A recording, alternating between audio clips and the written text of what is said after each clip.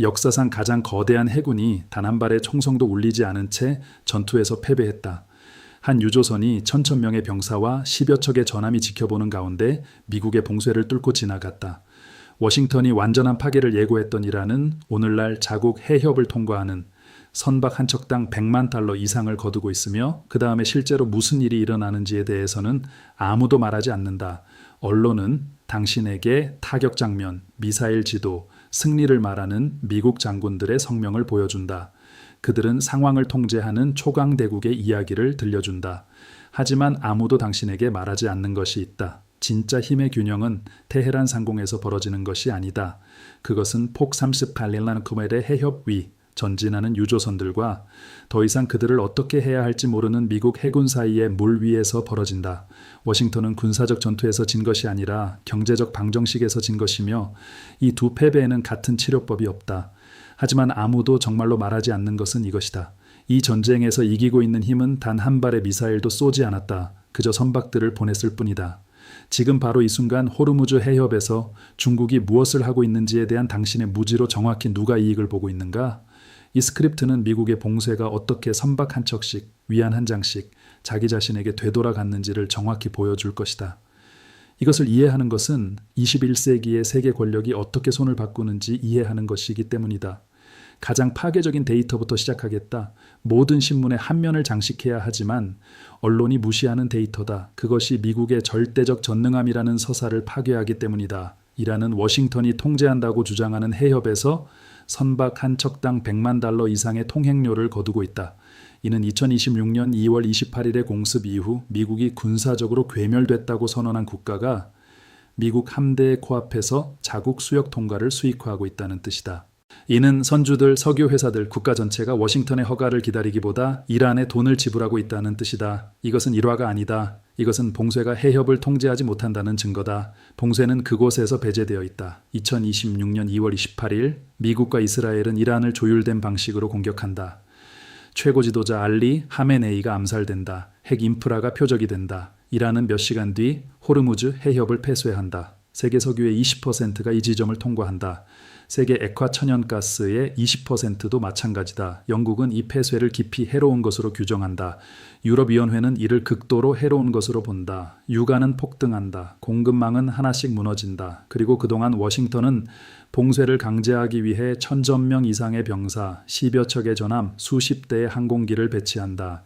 힘의 균형은 압도적으로 보인다. 하지만 4월 20일부터 적어도 26척의 선박이 양방향으로 미국 봉쇄선을 넘었다.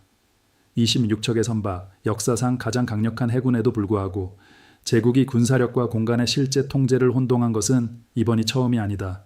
기원전 415년 아테네는 그리스 도시국가가 지금까지 집결시킨 가장 큰 함대로 시칠리아 원정을 시작한다. 아테네인들에게 부족했던 것은 힘이 아니었다. 그들이 해결하려는 문제의 구조에 대한 이해가 부족했다.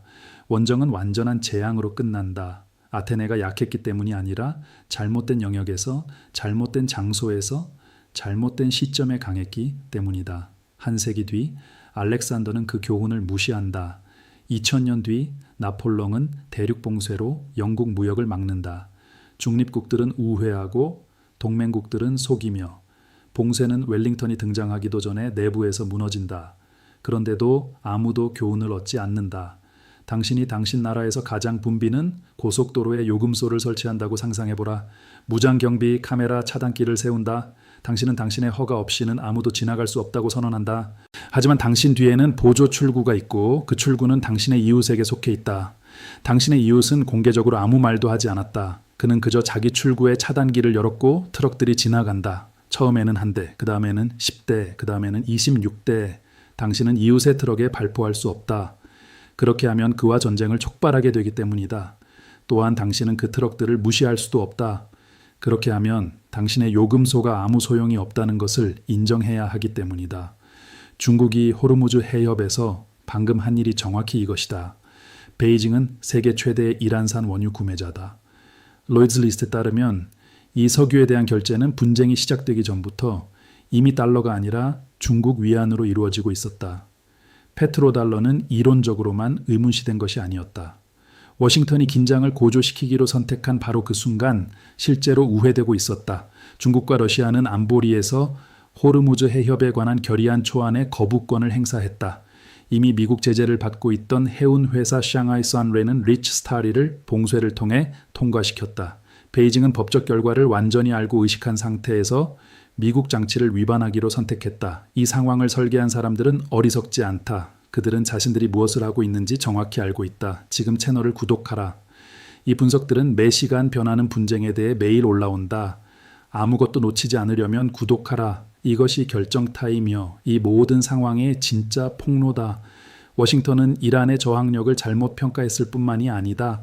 그것은 작동하기 위해 중국이 돈과 에너지와 주권을 잃는 것을 받아들여야 하는 봉쇄를 구축했다. 그런데 게임 이론은 단순하고 잔혹한 한 가지를 가르친다. 수능의 비용이 불복종의 비용보다 더 비싸면 수능은 얻을 수 없다.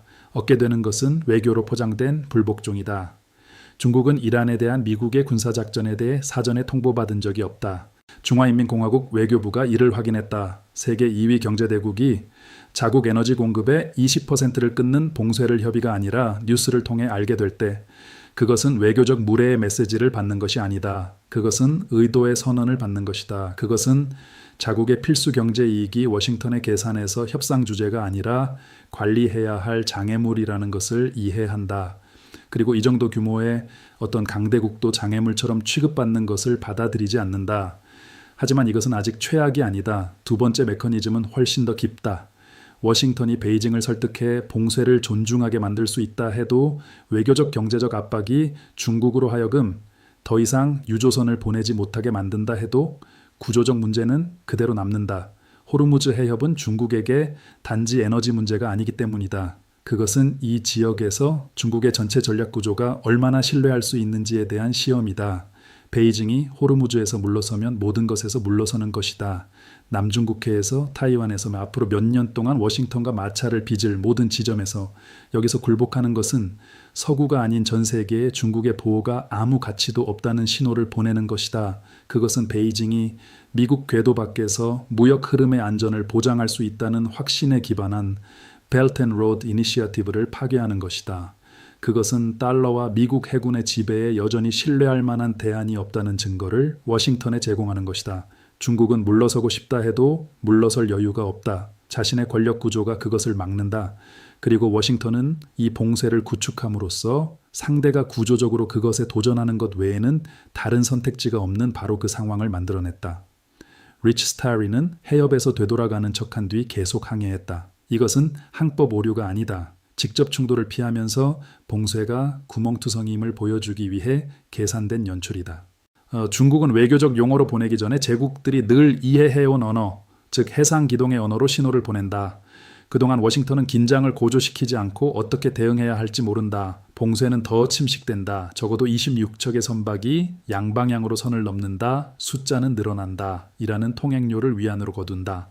페트로달러는 세계에서 가장 전략적인 통로에서 실시간으로 후퇴한다. 워싱턴은 대칭적 함정에 빠진다. 중국 선박의 봉쇄를 강제하는 것은 이미 대리전을 통해 분쟁에 관여하고 있는 핵 강대국과 직접 대결한다는 뜻이다. 강제하지 않는 것은 봉쇄가 허구로 드러난다는 뜻이다. 미국의 신뢰성과 자제를 동시에 보존하는 제3의 길은 존재하지 않는다. 그리고 이 제3의 길의 부재는 상대의 대응을 모델링하지 않은 전략의 정확한 결과다.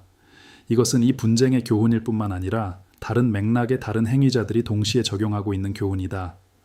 상하이의 번드가 내려다 보이는 유리 회의실에서 세 남자가 선박 추적 화면을 보고 있다. 그중 한 명이 호르무즈 해협의 빛나는 점 하나를 가리킨다. 그의 이름은 웨이잔밍 국영해상물류회사의 부국장이다. 그는 차분하게 말한다. 리치 스타리가 통과했다. 그의 동료가 찻잔을 내려놓는다. 그는 묻는다. 그리고 미국인들은 웨이는 돌아보지 않고 대답한다. 그들은 지켜봤다. 더 젊은 세 번째 남자가 워싱턴이 반응할지 묻는다. 웨이는 살짝 미소 짓는다. 그는 대답한다. 워싱턴은 대사를 소환할 것이다. 성명을 발표할 것이다. 제재에 대해 말할 것이다. 하지만 그들은 우리 배를 멈출 수 없다. 그렇게 하면 자기 경제도 함께 멈추게 되기 때문이다. 그는 잠시 멈춘다. 그런 다음 거의 혼잣말처럼 낮은 목소리로 말한다. 다음 단계는 걸프 석유의 기준 통화로서의 위안이다. 우리는 거기서 멀지 않다. 전혀 멀지 않다. 백악관 집무실에서 합참의장이 태블릿을 책상 위에 내려놓는다. 그는 숫자가 좋지 않다고 말한다. 26척의 선박이 봉쇄를 넘었다. 이란은 통행료를 위안으로 거두고 있다. 대통령은 그것이 구체적으로 무엇을 의미하느냐고 묻는다. 합참의장은 찰나의 순간 망설인다. 그는 그것이 봉쇄가 군사적으로는 유지되지만 경제적으로는 유지되지 않는다는 뜻이라고 답한다. 방 뒤쪽에서 한 고문이 끼어든다. 그는 우리가 중국 유조선을 납포하면 이미 타이완 문제로 최고 경계 상태에 있는 베이징과 1급 사건을 촉발하게 된다고 말한다. 대통령은 우리가 아무것도 납포하지 않으면 무엇을 하느냐고 묻는다. 아무도 즉시 대답하지 않는다. 그러자 합참의장이 거의 들리지 않는 낮은 목소리로 말한다. 우리는 누군가 승리처럼 보이는 외교적 출구를 제안하기를 기다립니다. 그리고 우리 둘 다 그런 것은 없다는 것을 알고 있습니다. 반다르 아바스 항구에서 2명의 부두 노동자가 잠시 일을 멈춘다. 그중 한 명이 바다로 멀어지는 유조선을 바라본다. 그는 다른 사람에게 그 배가 얼마를 냈느냐고 묻는다. 다른 사람은 어깨를 으쓱하며 말한다. 100만. 첫 번째 남자는 휘파람을 분다. 그는 말한다. 그리고 미국인들은 항공모함을 가지고 30km 밖에 있지. 다른 사람은 웃으며 답한다. 그들은 거기 있지. 맞아. 하지만 돈은 우리가 받고 있어. 첫 번째 남자는 수염을 긁는다. 그는 중얼거린다. 약한 쪽이 돈을 받고 강한 쪽이 지켜볼 때 그게 무슨 뜻인지 알아? 다른 사람은 대답 없이 상자를 다시 든다. 크레인의 소음이 다시 시작되고 유조선은 수평선 너머로 사라지며 바다는 무심하게 남아있다. 언론이 감히 분석하지 못하는 것은 방금 일어난 일의 깊은 구조다. 지난 70년 동안 미국이 강제한 모든 봉쇄는 어떤 강대국도 방어 비용을 지불할 준비가 되어 있지 않았기 때문에 고립시킬 수 있었던 국가들을 겨냥했다. 쿠바, 북한, 베네수엘라, 이라크. 이 나라들은 워싱턴을 거슬러 그들에게 무역 통로를 열어주겠다고 결심한 보증자를 갖지 못했다. 이란에는 중국이 있다. 이란에는 러시아가 있다. 이란은 서구가 아닌 전 세계와의 관계망 중심에 있으며 이는 완전한 고립을 구조적으로 불가능하게 만든다. 그리고 워싱턴은 중국이 쿠바처럼 행동할 것이라는 전제 위에 전략을 세웠다. 즉 저항할 수단이 없다는 전제다. 이것은 이라크 침공 이후 미국 외교 정책에서 가장 값비싼 판단 착오다. 그것은 21세기에 권력이 실제로 어떻게 작동하는지에 대한 근본적인 무언가를 드러낸다. 지배는 더 이상 영구적인 상태가 아니다. 그것은 오직 그것에 도전하는 비용이 그것을 받아들이는 비용을 초과하는 동안에만 유지되는 임시적 균형이다.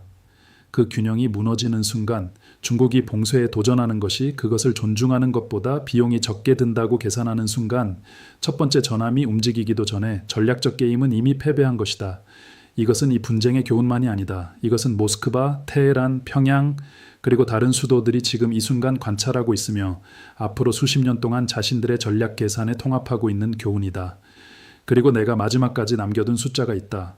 로이츠 리스트의 평가와 해상 추적 데이터에 따르면 중국에 대한 이란산 석유 결제는 1973년 이후 미국 달러가 절대적 지배자로 군림해온 통로에서 유해인으로 표시되어 있다. 이것은 고립된 숫자가 아니라 대안적 금융질서의 탄생일이다. 이 숫자는 당신이 방금 들은 모든 것의 요약이다. 2년 안에 이 추세가 확인된다면 여러 걸프 국가들은 경제적 압박 속에서 공개선언 없이 자국 석유에 대해 부분적인 위안 결제를 받아들이기 시작할 것이다.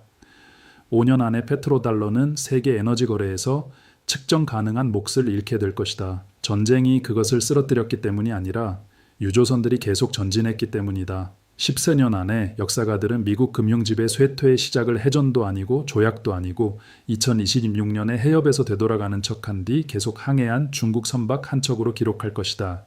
그리고 지금 당신이 스스로에게 던져야 할 질문은 이것이다. 당신은 어떤 세계에서 미래를 준비하고 있는가? 이 해협 이전의 세계인가? 이후의 세계인가? 21세기는 항공모함과 봉쇄로 이기는 것이 아니다. 그것은 무역 통로, 대안 통화 그리고 상대가 스스로 함정에 빠지도록 내버려 두는 자의 인내로 이긴다. 중국은 바로 그것을 이해했다. 그리고 워싱턴이 폭 30km의 거울 속에서 자국 전함들을 바라보는 동안 역사는 다른 곳에서 소리 없이 미사일 없이 유조선 한 척씩 쓰이고 있다.